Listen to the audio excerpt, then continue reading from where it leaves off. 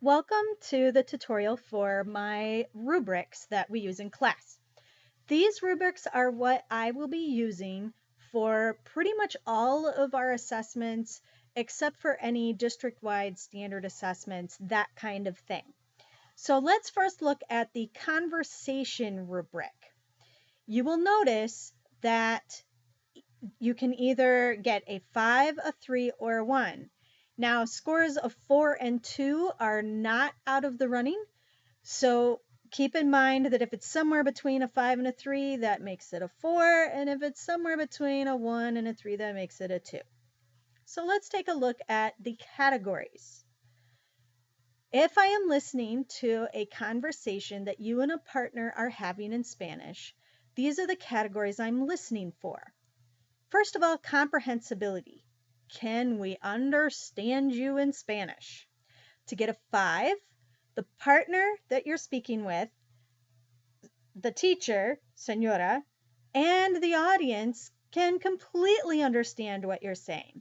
That doesn't mean that you have perfect accent. It doesn't mean that you are sounding like a native. It just means that we can understand what you're saying. You get a 3 if we mostly understand it, and you get a 1 if we can't understand you at all.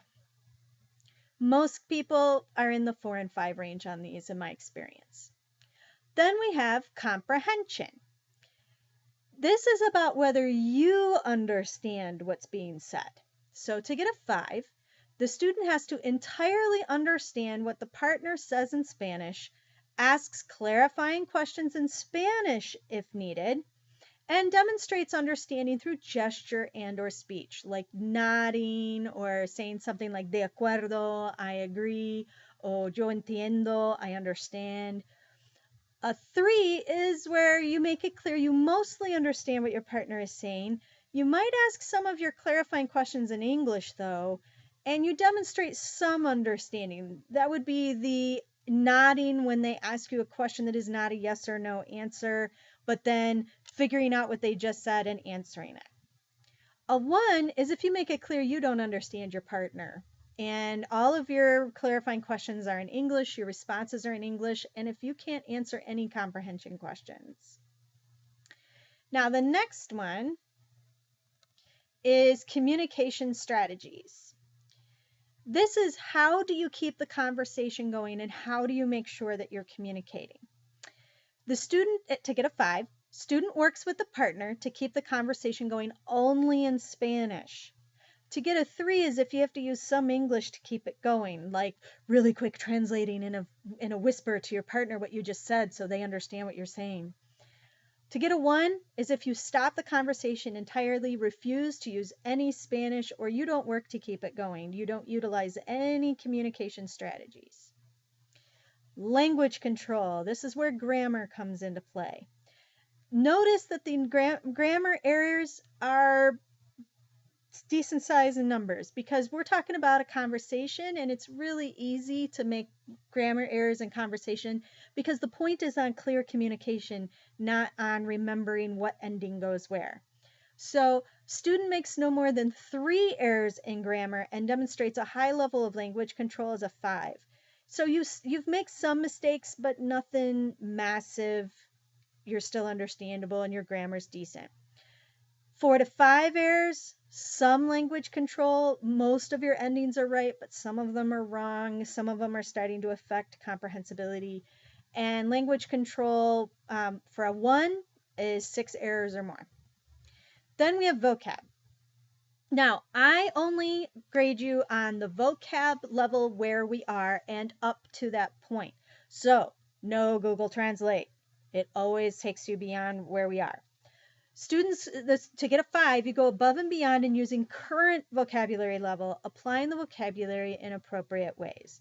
So you use a lot of our vocab. You bring stuff in from our last chapter, that kind of thing.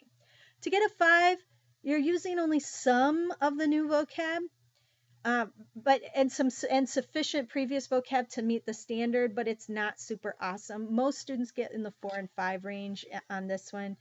If you use pretty much no current vocabulary at all, or use a lot of English, or just keep saying sí and no and hola, That's going to get you a 1.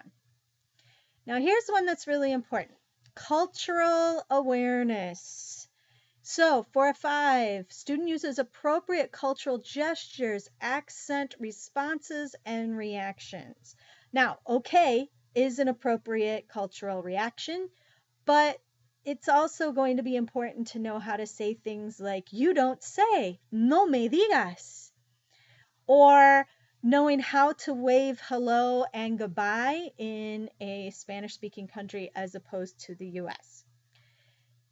To get a 3, you use some. That's going to be more, is your accent anywhere near right? Do you have at least one appropriate response or that kind of thing? 1, you really aren't even trying. And the last one, this is a biggie, meets assignment standards. If you refuse to speak only in English, or don't follow the assignment, that's a 1. I cannot say that you met any standard if you don't use Spanish. To get a 5, you're going to go above and beyond, because a 5 is a perfect score. To get a 3 is if you meet more than half of the assignment standards. You may have a little bit of English. You ask some clarifying questions in English of me in the middle of the conversation or whatever. That's a 3. And keep in mind, if we were grading this out of percentages, that would be a 60%. Now, the rest of the rubrics are based on the exact same standards.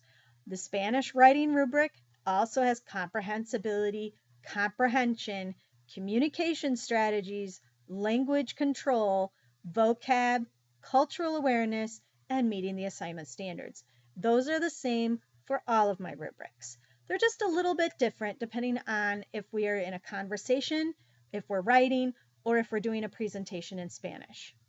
The big difference for writing that you will notice is communication strategies. This one is about the writing process. The student uses the entire writing process, including pre-writes, and stays in Spanish if you want a 5. This is where you're going to be turning in all of your drafts and I can see your writing process. Language control. Notice with writing, it changes to 3 serious errors in grammar and demonstrates a high level. In other words, tiny little things I'm not going to take off. Oh my gosh, he left off an accent. Yeah, that's not a biggie. Vocabulary is all the same. Instead of spoken cultural sayings, you're going to have them in writing. And again, to get a 5 on the assignment, you cannot use any English. The only real difference with Spanish presentations is that in comprehension, you entirely understand what you are saying in Spanish. You can answer clarifying questions in Spanish if needed, and you demonstrate understanding. So there's a really good chance during a presentation, I will be asking you clarifying questions or comprehension questions, mostly to see if you put it all into Google Translate and memorized it or not. That would be there. And again, it's the 3 errors or fewer, the 4 to 6, or the 6 or more. Depends on severity. And student uses appropriate cultural gestures, accent, responses, and reactions, just like in the conversation. These rubrics are the ones that I use for pretty much everything. Now, if we are doing our Hora de Genio projects, or doing our blogs or anything that is in English, I do have different rubrics for those, and those will be in another tutorial. Thank you.